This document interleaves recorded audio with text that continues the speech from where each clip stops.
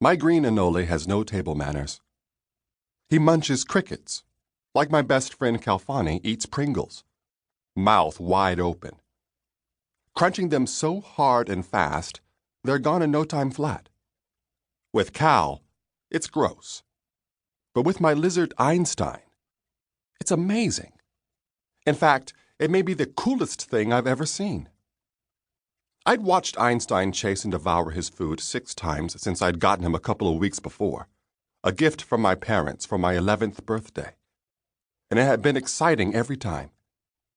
I'd recorded every single cricket he'd eaten in my brand new green spiral notebook.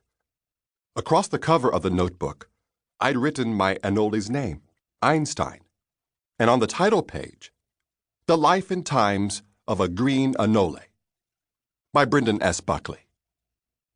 I planned to record everything about keeping my new pet. I'd made sections for 6 categories and marked them with little sticky tabs I'd found in Mom's desk. Feeding, tank temps, which I would be checking every day until I was sure I wasn't accidentally going to roast or freeze him to death. Behavior, other observations, research, and the most important one of all, questions. Some people never ask questions. Maybe they're afraid they'll look dumb. Or maybe they don't think of things to ask. But not me. It's like my brain is one big bowl of Rice Krispies, and all my questions are the milk. It's a constant snap, crackle, and pop up there. Mom encourages all my inquiries and investigations, but Dad has his limits. Enough with the questions, Brendan, he'll say. But I can never stop asking questions. It's just what scientists do. I sat on my bed and opened my notebook to the section titled Research. Here's what I'd written down so far. Anoles eat grubs, crickets, cockroaches, spiders, moths, any arthropod that will fit in their mouths. Arthropod, any of a phylum, Arthropoda, of invertebrate animals, such as insects, arachnids, and crustaceans, that have a segmented body and jointed appendages. Don't feed them anything bigger than 1/2 the size of their heads. Insects caught in the wild may be accepted eagerly. Cool, try this out. I created another bullet point for the information I hadn't had time to record the night before.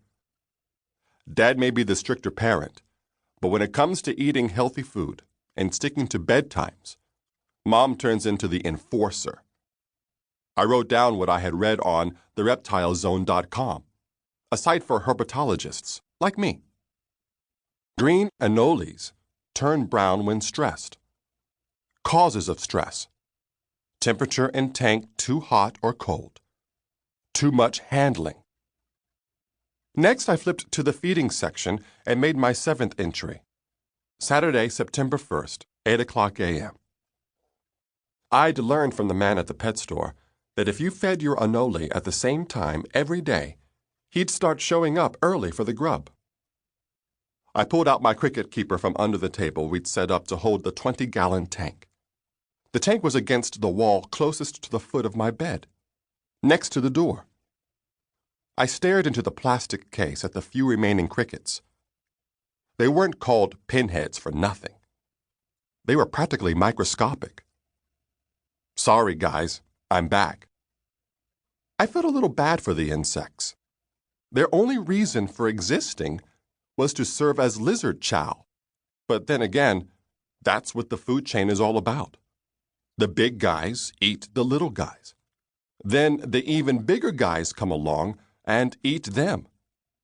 That's life. Something has to die so something else can live.